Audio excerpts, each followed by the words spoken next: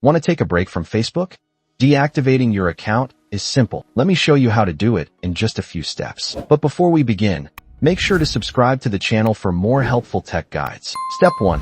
First, open the Facebook app on your iPhone or Android. Step 2.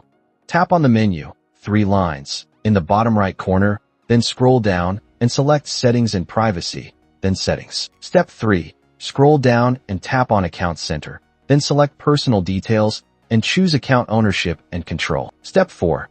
Tap on Deactivation or Deletion. Select your Facebook account and choose Deactivate Account. Step 5. Confirm your decision. Follow the on-screen instructions, enter your password, and confirm. Your Facebook account is now deactivated. Deactivation hides your profile but doesn't delete it. You can reactivate anytime by logging back in. If you found this helpful, don't forget to like, subscribe, and hit the bell icon for more quick tech guides. See you in the next one.